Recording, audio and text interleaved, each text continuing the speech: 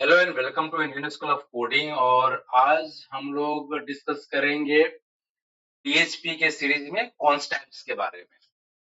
तो कॉन्स्टेंट्स क्या होता है, कॉन्स्टेंट्स को इम्प्लीमेंट करने के लिए डिफाइन फंक्शन या कीवर्ड यूज करेंगे, और कुछ प्रीडिफाइंड कॉन्स्टेंट होता है जिसके बारे में हम लोग क्या करेंगे, डिस्कस करेंगे। तो कॉन्स्टेंट होता बेसिकली क्या है? तो कॉन्स्टेंट एक ऐसा वेरिएबल होता है जिसका वैल्यू पूरे प्रोग्राम में फिक्स रहता है। अभी तक जो हमने वेरिएबल डिक्लेयर किया है या वेरिएबल हमने यूज किया, उस वेरिएबल्स को बनाने के बाद क्या करते हैं, उसमें कोई भी वैल्यू को हम असाइन करते हैं या डालते हैं। फिर उसी में आगे आकर के हम क्या करते हैं, उसके वेरिएबल्स की वैल्यू को हम चेंज कर लेते हैं। ठीक है, जब जिस तरह से जरूरत पड़ता है उस तरीके से हम उसके वैल्यूज को चेंज कर लेते हैं। तो नॉर्मल वेरिएबल्स जब हम बनाते हैं उसमें क्या होता है कि डॉलर साइन यूज करते हैं। ठीक है, नॉर्मल वेरिएबल क्रिएट करने के लिए। लेकिन जब हम कांस्टेंट क्रिएट करते हैं तो उसमें ऐसा कोई साइन देने का जरूरत नहीं होता है। मतलब कि एक बार वैल्यू दे दिए तो उसे बदला नहीं जा सकता है। यानी वो एक तरीके से ग्लोबली रहेगा, जिसको कहीं पे भी हम उसको यूज कर सकते हैं। ठीक, यानी constant is just like a variable, but the main difference is once you assign a value to a constant, ठीक है, यू कैन नॉट चेंज। ठीक है, अब जैसे मान लो कि अगर एक सिंपल सा पाई का वैल्यूज है, पाई का वैल्यू कभी तो चेंज होता नहीं है, तो हम लोग पाई के वैल्यूज में क्या करते हैं, वैल्यू को पाई का एक वेरिएबल डिक्लेयर करके उसके अंदर हम लोग वैल्यूज को असाइन कर लेंगे और उसको हम चेंज नहीं कर सकते हैं। तो you can not change it during the execution of the program. It always holds the same values, मतलब पूरे के पूरे प्रोग्राम के दौरान आपका जो कांस्टेंट टाइप वेरिएबल्स आपने जो बनाया है उसका वैल्यूज सेम रहेगा। So constants are used to store fixed values. तो आपको हमेशा ध्यान रखना है कि ऐसा कोई वेरिएबल्स मुझे बनाना है जहां पे मेरा वैल्यू फिक्स रहे। ठीक है, और कहीं पे भी हम उसको यूज कर सके तो कांस्टेंट आपको बनाना पड़ेगा। जैसे कि पाई के वैल्यूज को मान लो किसी कंपनी का जीएसटी नंबर होगा या जीएसटी रेट है उसके लिए, या कोई वेबसाइट का नाम है, डेटाबेस क्रेडेंशियल होता है जैसे कि कनेक्शन हो गया, उसके बाद सर्वर का नाम होता है, यूजर होता है, पासवर्ड होता है। ठीक है, या एपीआई कीज होता है जो कभी भी चेंज नहीं होता है, उसका वैल्यूज हमेशा फिक्स रहेगा। तो वैसे वैल्यूज के लिए अगर हमको वेरिएबल यूज करना होगा तो कांस्टेंट वेरिएबल यूज करेंगे। सो दो तरीके से हम लोग क्या करते हैं, जो वेरिएबल्स है, कांस्टेंट्स है, उसको हम लोग डिक्लेयर करते हैं। ये करते हैं डिफाइन फंक्शन के थ्रू। ठीक है, तो डिफाइन फंक्शन हम लोग यूज कर सकते हैं। दूसरा होता है हमारा क्या चीज, कि कॉन्स्ट कीवर्ड यूज हम लोग करते हैं। ठीक है, तो एक हो जाएगा हमारा डिफाइन फंक्शन और एक हो जाएगा हमारा कॉन्स्ट। दोनों को प्रैक्टिकली करके हम लोग देखेंगे। डिफाइन फंक्शन में 3 पैरामीटर होता है, आप 2 भी रख सकते हो। हम लोग बताएंगे कि भाई जो थर्ड पैरामीटर या जो पहला पैरामीटर होता है वो हो गया वेरिएबल्स का नाम। सेकंड जो पैरामीटर्स होता है वो क्या होता है, उसका वैल्यूज होता है। और थर्ड वेरिएबल जो पैरामीटर्स होता है जो ट्रू या फॉल्स लेगा, ये होता है केस इनसेंसिटिव।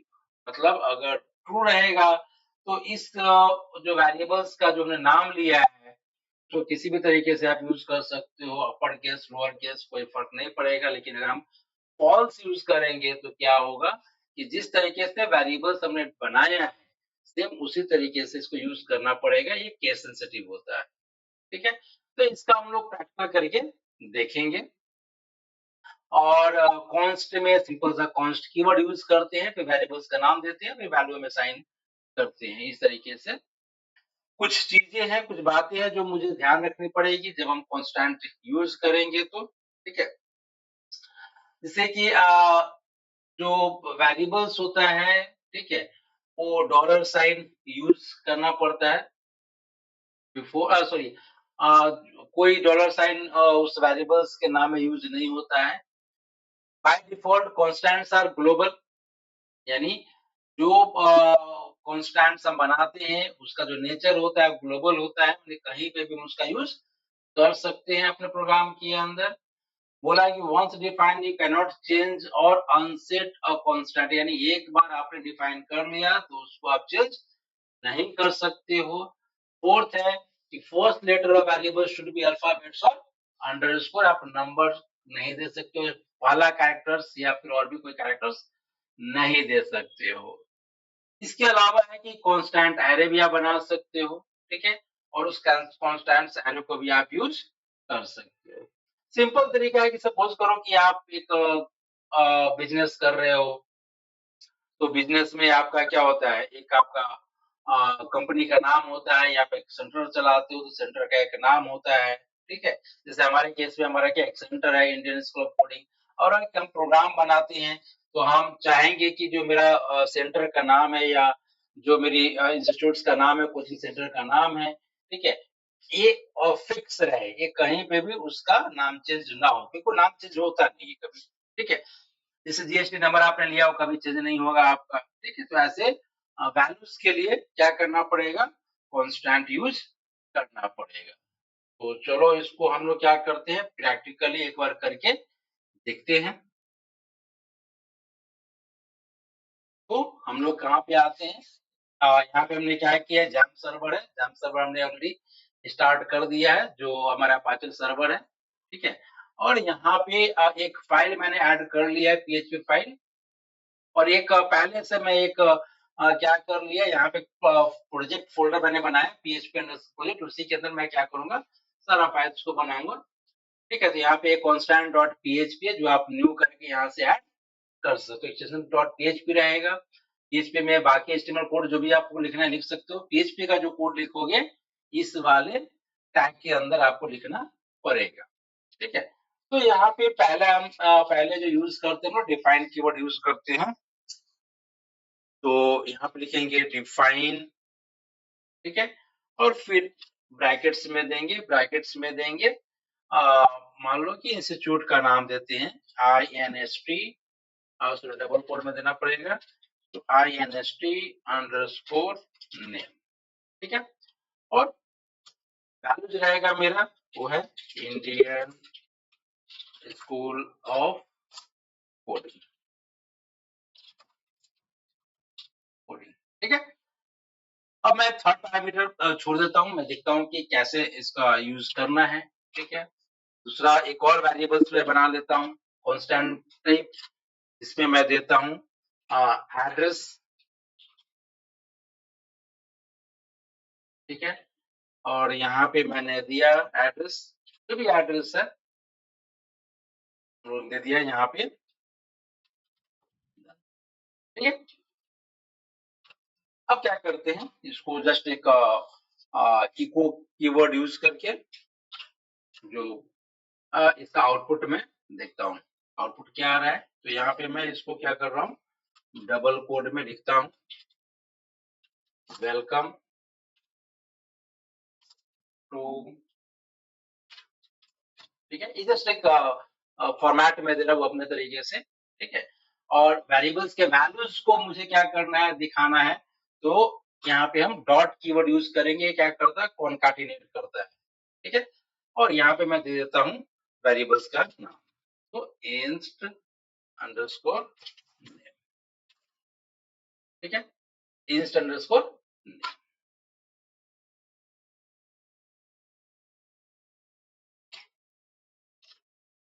ठीक है?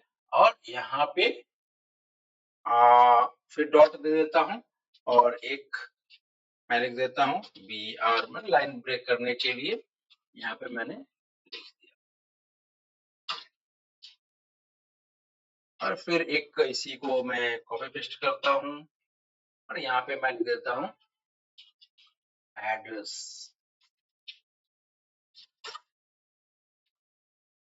एड्रेस इज, ठीक है? और यहाँ पे जो वेरिएबल्स का मेरा नाम होगा, वेरिएबल्स का नाम मैं यहाँ पे दे देता हूँ,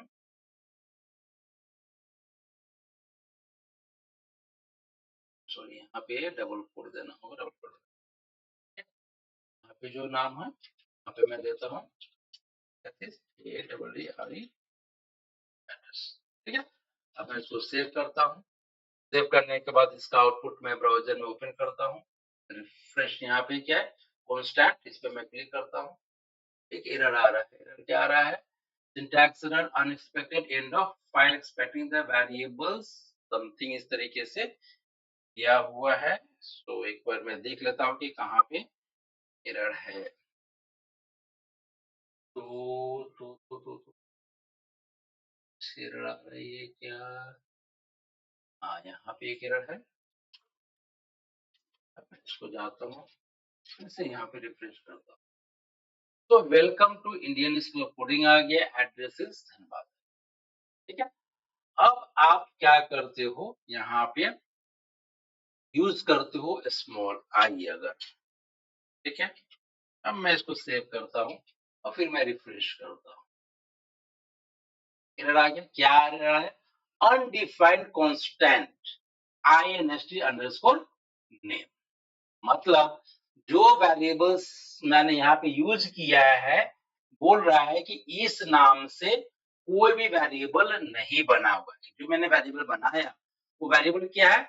inst अंडरस्कोर नेम ही है, लेकिन आई क्या है?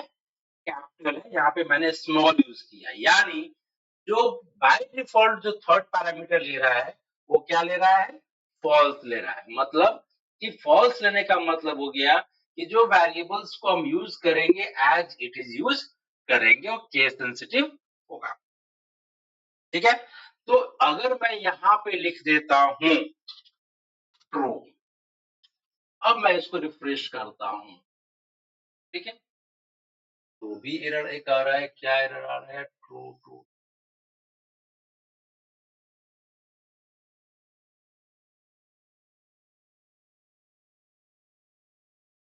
वो क्या बोल रहा है?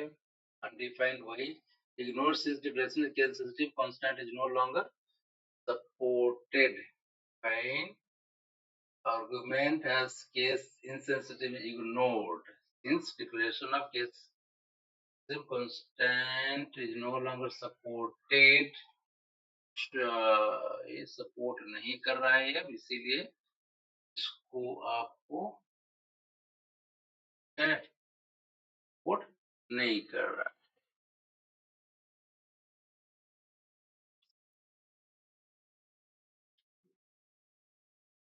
कॉल से कर देखूंगा यहाँ पे।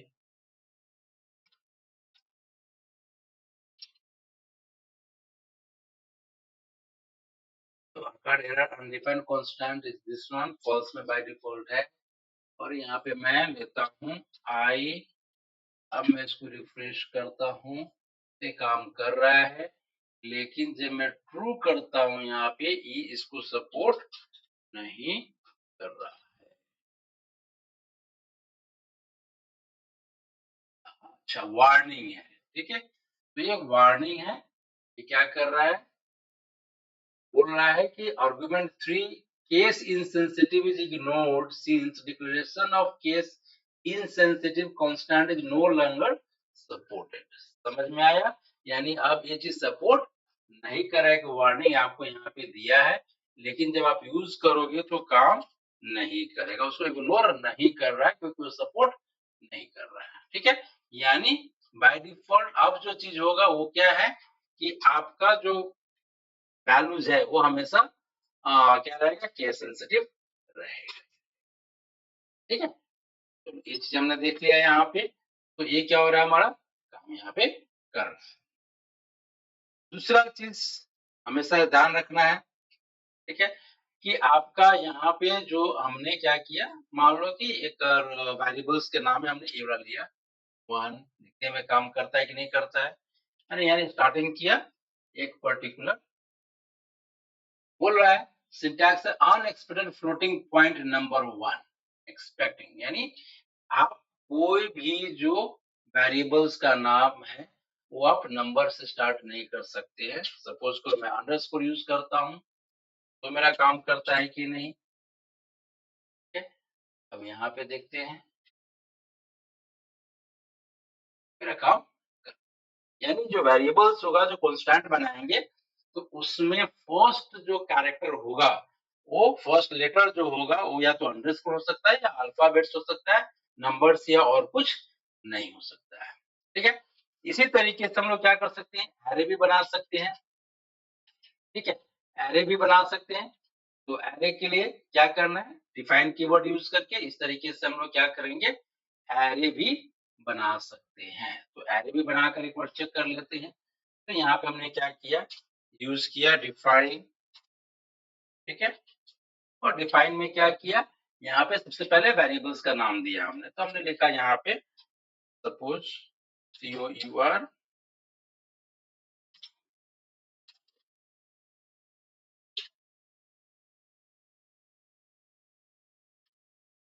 यहाँ पे हमने लिया कोर्सेस। ठीक है, और सेकेंड जो पैरामीटर में लिया वो लिया क्या चीज, एरे वैल्यूज लिया। तो यहाँ पे हमने क्या किया, इस तरीके से वैल्यू लेना पड़ेगा। Suppose for ADCA। ठीक है, फिर कॉमा, सेकेंड जो होगा सो आप ले लो सपोज फुल स्टैक। ठीक है, तीसरा सपोज DTP। इस तरीके से कुछ हमने यहाँ पे ले लिया। अब क्या करते हैं, इसको डिस्प्ले करना है। इको कोर्सेस आर, यहाँ पे फिर कॉन्कैटिनेशन, और यहाँ पे हम क्या यूज करेंगे, COUR का। अगर यहाँ पे हमने लिखा 1 तो क्या करता है, सो देख लो एक बार, रिफ्रेश करते हैं, कोर्सेस आर फुल स्टैक। ठीक है, तो इस तरीके से क्या हो रहा है, जो इंडेक्स नंबर हम यहाँ पे दिए उस इंडेक्स पे जो भी वैल्यूज है उसको डिस्प्ले कर दे रहा है। तो यहाँ पे क्या है, वेरिएबल्स और कांस्टेंट में अगर आपसे पूछेगा कि क्या डिफरेंस है, तो सिंपल सा है कि वेरिएबल्स में जब हम डिक्लेयर करते हैं तो डॉलर साइन लगाते हैं उसके पहले, कांस्टेंट में डॉलर साइन लगाने का जरूरत नहीं होता है। अगर वैल्यू चेंज किस में होता है, तो नॉर्मल वेरिएबल में वैल्यू चेंज होता है, कांस्टेंट का वैल्यूज हमेशा फिक्स रहता है, वो चेंज नहीं होता है। अगर उसका स्कोप का बात करें कि कहाँ-कहाँ यूज हो सकता है, तो और जो नॉर्मल वेरिएबल होता है, अगर हम लोकल डिफाइन करते हैं तो लोकल यूज होगा, अगर ग्लोबली डिफाइन करते हैं तो ग्लोबल यूज होगा। लेकिन कांस्टेंट हमेशा क्या होता है, ग्लोबली होता है, ग्लोबल होता है। ठीक है, सो वेरिएबल्स हमेशा चेंजेबल वैल्यूज होगा, लाइक स्टूडेंट्स का नाम, मार्क्स, एज, ये सब वैल्यू चेंज हो सकती है।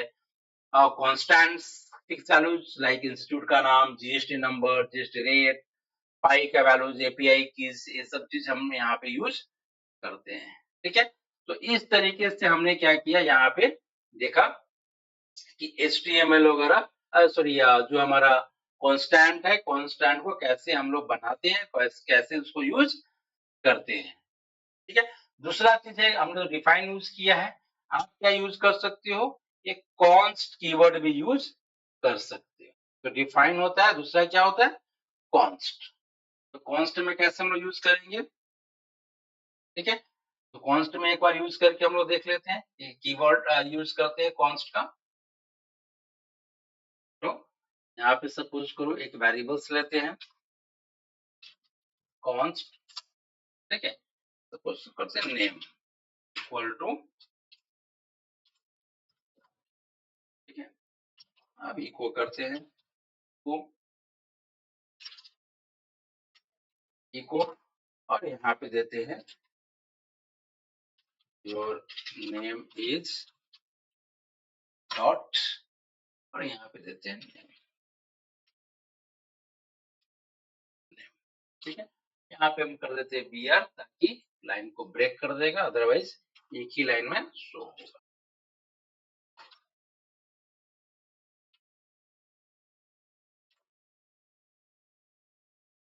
अब हम यहाँ पे जाकर के इसको डिस्प्ले करते हैं, नेम इज। अब मैं क्या करता हूँ, यहाँ पे ट्राई करता हूँ, एक बार देखता हूँ मैं क्या होता है। नेम इक्वल टू, मैंने यहाँ पे डाला,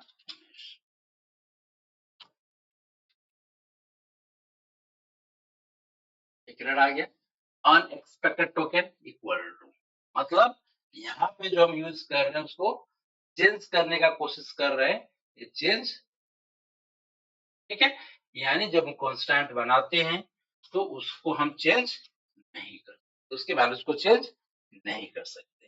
तो अगर कॉन्स्ट कीवर्ड यूज़ करके बनाना होगा तो कॉन्स्ट इस तरीके से आप बनाओगे। अगर डिफाइन यूज़ फंक्शन यूज़ करना है तो इसमें इस तरीके से वेरिएबल्स का नाम और वैल्यू दे करके आप इसको बना सकते हो। कॉन्स्ट यूज़ करके अगर आप अरे बनाना चाहते हो तो डायरेक्टली यहाँ पे भी आप यूज़ कर सकते हो। ठीक है? ऐसे तो कॉन्स्ट फिर अरे का नाम इक्वल टू वैल्यू को आप असाइन कर सकते हो। ठीक है? तो यहाँ पे क्या है कि कांस्टेंट एरे में एक चीज आपको थोड़ा-सा ध्यान रखना पड़ेगा, इसमें कोई भी नया वैल्यूज़ हम ऐड नहीं कर सकते हैं, अपडेट नहीं कर सकते हैं या फिर डिलीट जो एक्जिस्टिंग डेटा है उसको हम नहीं कर सकते हैं। ठीक है? अगर आप कोशिश भी करेंगे तो आपको क्या करेगा? एक एरर देगा क्योंकि तो अब है कुछ प्रीडिफाइंड कांस्टेंट है जिसको हम लोग मैजिक कांस्टेंट बोलते हैं। इसका भी यूज़ हम लोग प्रोग्राम के दौरान कर सकते हैं, जिसमें कि ये जो जितने भी कांस्टेंट्स यानी वेरिएबल्स जो बने हुए हैं, ये सारे के सारे वेरिएबल्स के अंदर वैल्यू ऑलरेडी डिफाइन किया हुआ है। सिर्फ हम उसको क्या कर सकते हैं, यूज़ कर सकते हैं। जैसे आप देखोगे यहाँ पे पीएचपी अंडरस्कोर वर्जन ये क्या करेगा करंट वर्जन आपको दिखा देगा पीएचपी का। ठीक है? जैसे पीएचपी ओएस यानी किस ऑपरेटिंग सिस्टम पे पीएचपी चल रहा है, वो ऑपरेटिंग सिस्टम किस फैमिली को बिलोंग करता है, तो PHP underscore OS underscore family एक कांस्टेंट वेरिएबल्स है, इसको आप यूज़ करके और उसके वैल्यूज़ को आप जान सकते हो कि उसके अंदर क्या है। ठीक है? जैसे यहीं पे अगर मैं यूज़ करता हूँ अंडरस्कोर dir तो देखो क्या मुझे देता है। अगर यहाँ पे मैं आकर के लिखूँ अ, इको यहाँ पे मैं क्या करता हूँ कि br टैग यूज़ कर लेता हूँ, डॉट br ठीक है? और यहाँ पे मैं लिखता हूँ इको अंडरस्कोर ठीक है dir। अब मैं इसको क्या करता हूँ, अगर आप इसको देखते हो यहाँ पे रिफ्रेश करो, तो जिस फ़ाइल के जिस फ़ोल्डर के अंदर मेरा जिस पाथ में मेरा जो फ़ाइल है, वो स्टोर किया हुआ है, उसका डायरेक्टरी आपको कंप्लीटली यहाँ पे बता देगा। ठीक है?